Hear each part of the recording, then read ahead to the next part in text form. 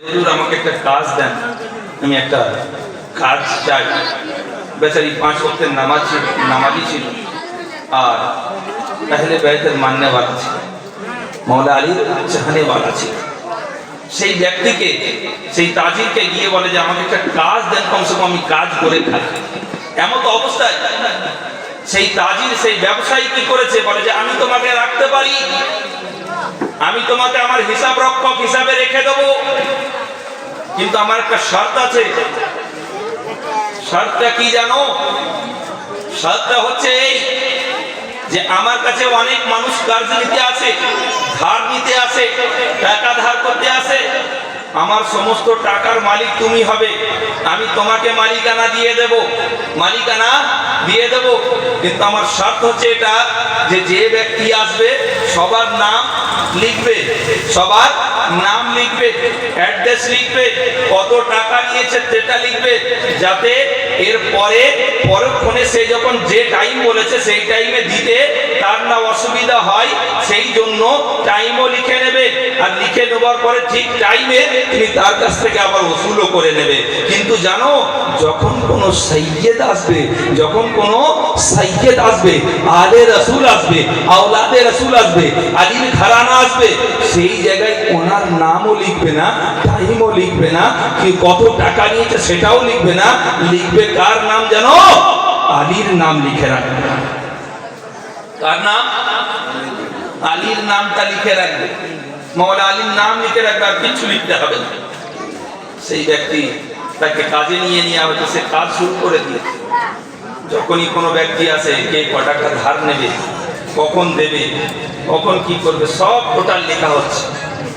যখনই কোনো সৈয়দ, কোনো আলে রসুল আসেন, তার খালি নাম জিজ্ঞাসা করা যে আপনার নাম কি, যখনই বলে দিলেন যে সৈয়দ অমুক, সৈয়দ অমুক, সৈয়দ অমুক, সঙ্গে সঙ্গে উনি আর কিছু জিজ্ঞাসা করতেন না। কি করতেন?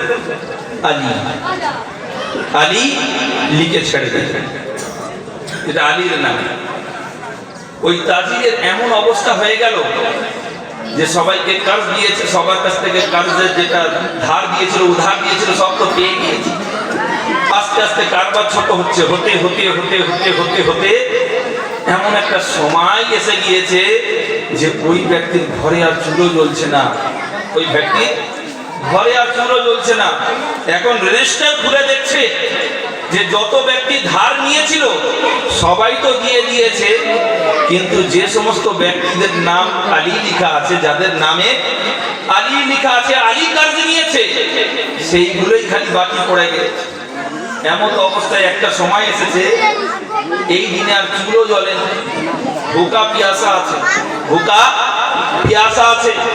এমন অবস্থায় শুয়ে পড়েছে, আল্লাহ আল্লাহ, রাত হয়েছে, শুয়ে পড়েছে।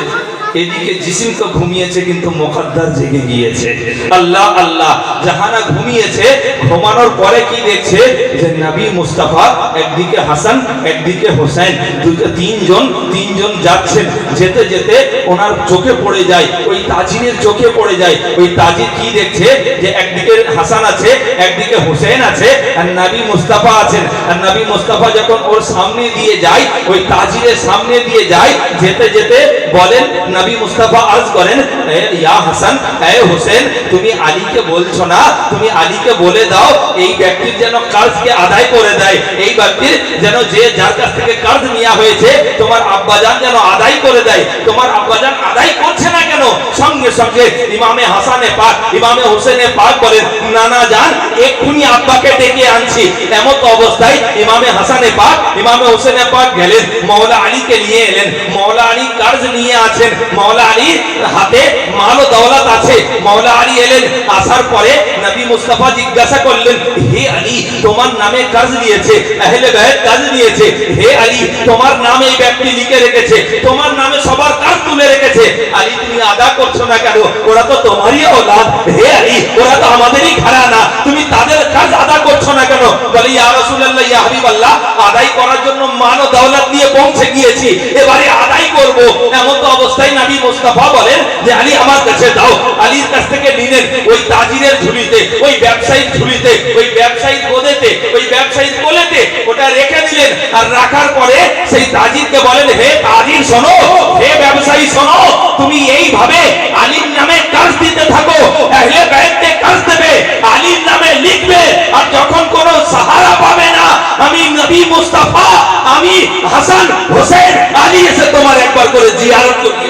নারে তাকবীর, নারে রিসালাত, নারে হায়দারি, নারে হায়দারি, লব্বাইক ইয়া হুসেন, লব্বাইক ইয়া হুসেন, নারে হায়দারি।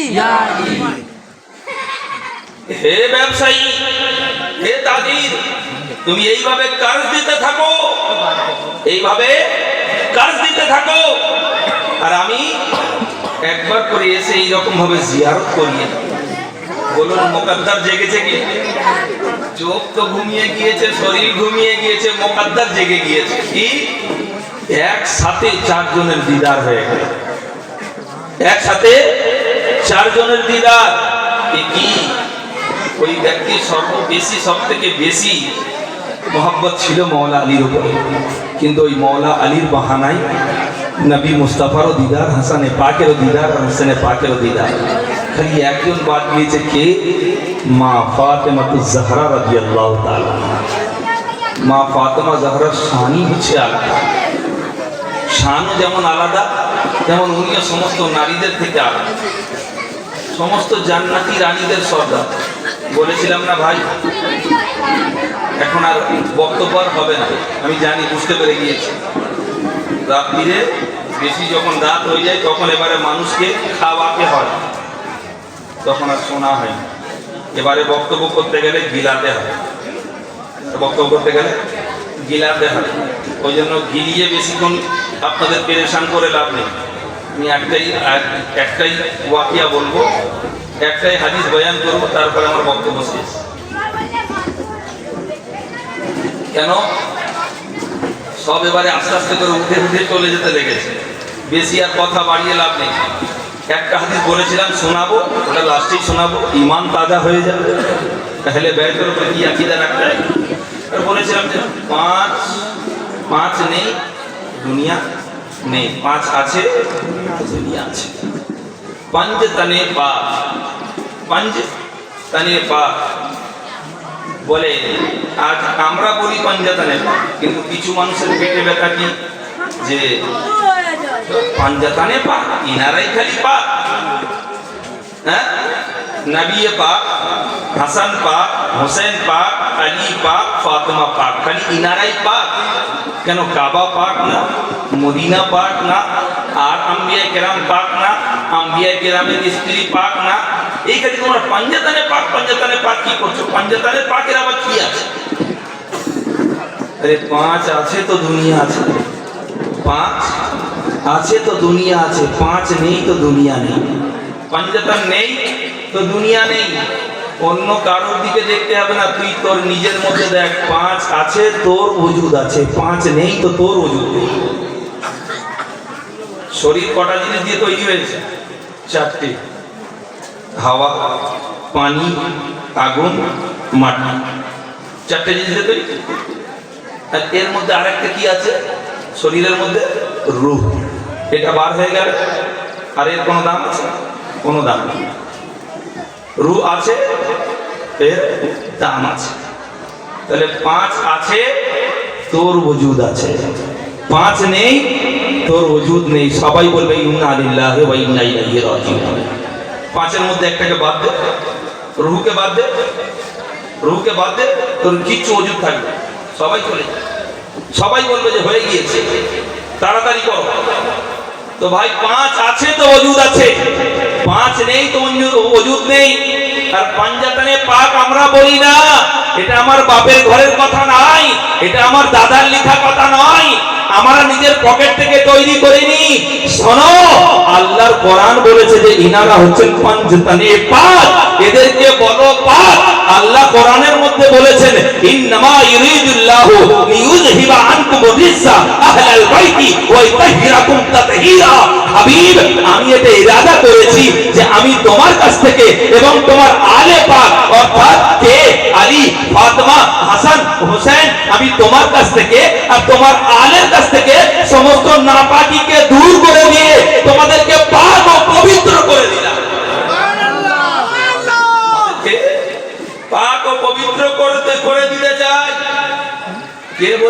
আল্লাহ বলছেন যে পাক করে দিলাম, পাক করে দিলাম। আমরা যদি বলি যে পাঞ্জাতনে পাক, তো পেটে ব্যথা হবে কেন রে? আমাদের মুখে তো ব্যথা হয়নি, তোদের পেটে ব্যথা শুরু হয়ে গেছে। মানে কি জানেন? বুকস, শুধু বুকস। বুকস না থাকলে এ কথা বলা হয়, বুকস না থাকলে এ কথা বলবেন।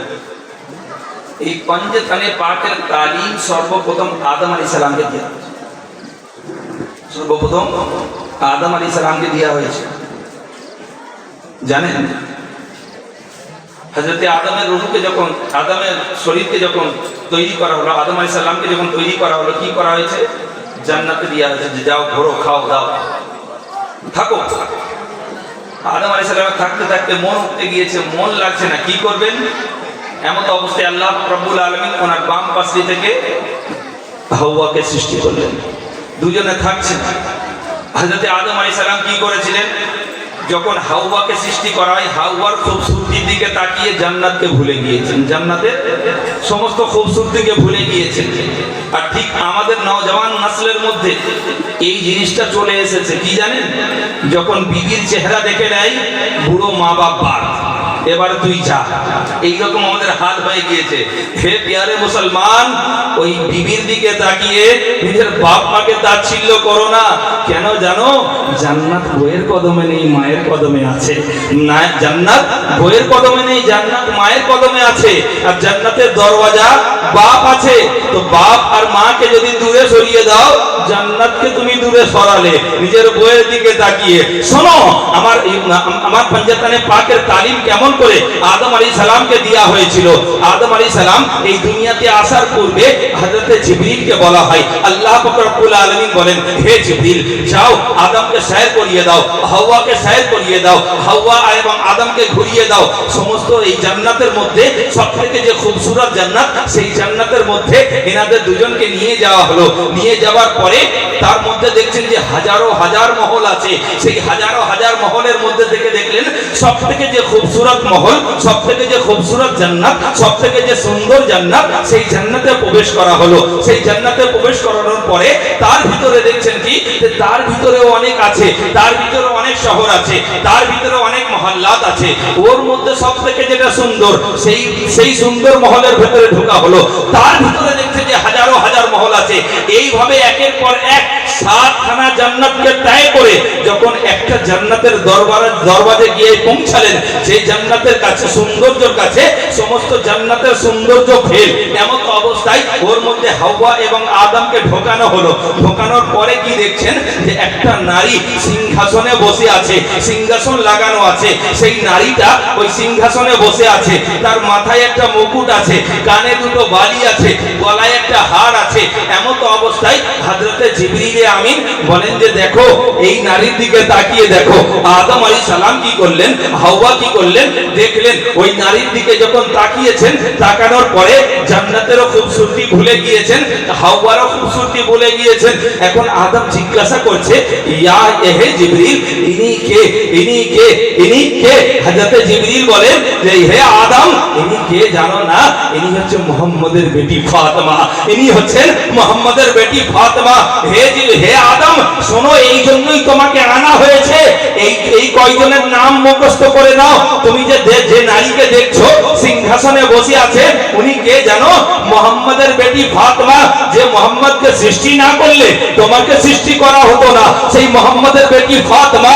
ওর মাথায় যে মুকুট আছে, ওই মুকুটটা কি জানো? মুকুটটা অন্য কিছু নয়, বরং মুহাম্মদুর রাসূলুল্লাহ। কানে যে দুটো বালি আছে, ওই কানের দুটো বালি নয়, ওনার ছেলে হাসান ও হোসেন। গলায় যে হার আছে, ওটা হার নয়, হাকিকাতে হচ্ছে মাওলা আলী। আল্লাহ আল্লাহ। হে জিবরিল, হে আদম, এই 5টা নাম মুখস্থ করে নাও। নবী মুস্তাফা, মুহাম্মদুর রাসূলুল্লাহ, আলী, ফাতেমা, হাসান, হোসেন। হে আদম, শোনো, আল্লাহ আমাকে বলেছে যে তোমাকে এই 5টা নাম মুখস্থ করিয়ে দিতে। হে আদম, দুনিয়াতে গিয়ে যদি কোনো সংকটে ফেসে যাও, কোনো মুসিবতে ফেসে যাও, কোনো কারণে কোনো মুসিবতে ফেসে গিয়েছো, অন্য কারোর নাম নয়, এই পাঞ্জাতনে পাকের নামের ওসিলা দেবে, আল্লাহ সমস্ত পেরেশানিকে দূর করবে।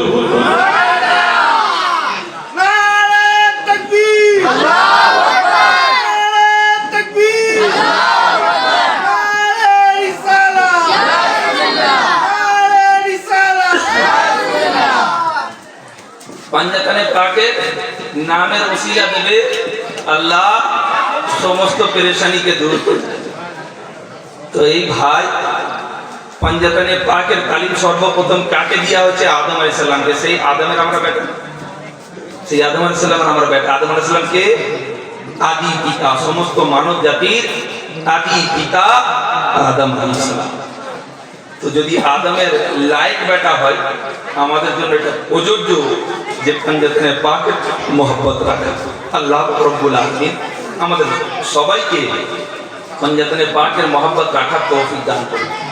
আর ওই পাঞ্জাতনে পাক থেকে, ওই পাঞ্জাতনে পাকের একটা ফুলের নাম, গাছের একটা ফলের নাম কি? সৈয়দ হাসান শামী রহমতুল্লাহ, বাহাউদ্দিন শামী রহমতুল্লাহ, সৈয়দ বাহাউদ্দিন শামী রহমতুল্লাহ আলাইহি। তো ওই গাছের একটা ফলের নাম জানেন? বলেছিলাম না যে একটা হাদিস শোনাবো, ইমান তাজা হয়ে। শুনুন আমার নবী মুস্তাফা কি বলছেন। আগে একটা মিসাল শুনে নিন। যদি ধরুন এটা আমার একটা গার্ডেন, এটা আমার একটা বাগান, এটা আমার একটা বাগান।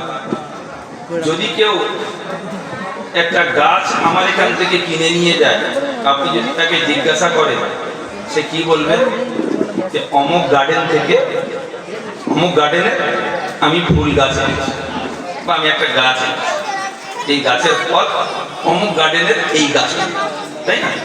আর যদি আমি গার্ডেন থেকে না কিনি, যদি রাস্তার ধার থেকে তুলে নিই, তাহলে আমি বলবো যে রাস্তার ধার থেকে তুলে এনেছি, কিন্তু যেটা গার্ডেনের ভিতরে আছে, তাই না?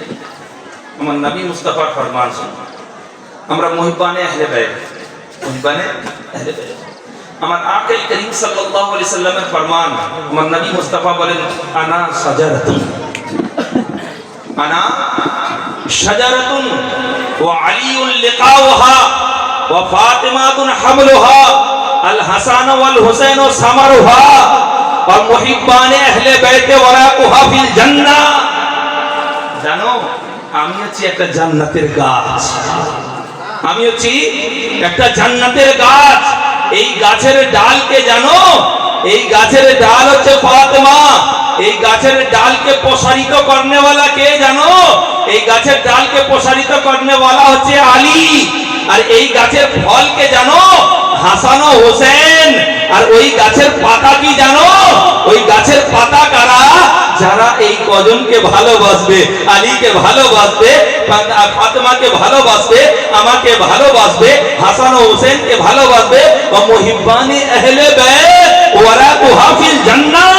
যাদের মধ্যে আহলে বাইতের ভালোবাসা আছে, তারা হচ্ছে এই জান্নাতি গাছ। যে আমি যে গাছের ডাল ফাতেমা, ফল হাসান ও হোসেন, আর ওই গাছের পাতা হচ্ছে মুহিব্বানি আহলে বাইত। যারা আহলে বাইতকে ভালোবাসে তারা হচ্ছে এই গাছের পাতা, তারা হচ্ছে ওই গাছের পাতা। আমরা কোন গাছের পাতা? জান্নাতি গাছের পাতা, ওই জান্নাতি গাছের পাতা। এ তো আমাদের সৌভাগ্য যে নবী মুস্তাফা ওই গাছ। নবী মুস্তাফা হচ্ছে আমাদের জড়, ওই জড়ের ডাল ফাতেমা। তো নবীর ওই যে গাছ, যখন নবী মুস্তাফা বলে দিয়েছেন যে আমি জান্নাতি গাছ, তো গাছ যখন আছে জান্নাতের, তাহলে গাছ যখন জান্নাতের, জান্নাতেই তো থাকবে ভাই, জান্নাতের বাইরে তো না। যেহেতু গার্ডেনের গাছ, রাস্তার ধার থেকে তোলা না, রাস্তার ধার থেকে তোলা না, কোথা থেকে? গার্ডেন থেকে নিয়ে আসা হয়েছে। তো গার্ডেন থেকে যখন নিয়ে আসা হয়েছে, তো গার্ডেনের কথা বলতে হবে। তো জান্নাতের যখন গাছ জান্নাতেই থাকবে, আর সেই জান্নাতে যদি আমরা পাতা হয়ে যাই, তো আমরা কোথায় যাব? জান্নাতের বাইরে নয়, জান্নাতের ভিতরে, জান্নাতের ভিতরে। আল্লাহ রব্বুল আলামিন আমাদের সবাইকে আহলে বাইতের ভালোবাসা নিজের দিলের মধ্যে রাখা তৌফিক দান করুক। ব্যাস একটা কথাই বলে আমি আমার বক্তব্য শেষ করব। कौन है बहाउद्दीन शामी? कौन है बहाउद्दीन शामी? कौन है सैयद बहाउद्दीन शामी? सुनो, बहाउद्दीन शामी कोई और नहीं है, गरीब नवाज की अता का नाम है बहाउद्दीन शामी। कौन है बहाउद्दीन शामी? कोई और नहीं है, गौसे आजम की करामत का नाम है बहाउद्दीन शामी। कौन है बहाउद्दीन सामी कोई और नहीं है, इमाम ज़ैनुल आबिदीन के मारिफत के इल्म का एक कतरा है बहाउद्दीन सामी। कौन है बहाउद्दीन सामी? कोई और नहीं है, मौला अली के आंखों का तारा है बहाउद्दीन सामी। कौन है बहाउद्दीन सामी? कोई और नहीं है, सैयद बहाउद्दीन सामी कोई और नहीं है, बल्कि जमाले मुस्तफा, सूरत मुस्तफा है बहाउद्दीन सामी।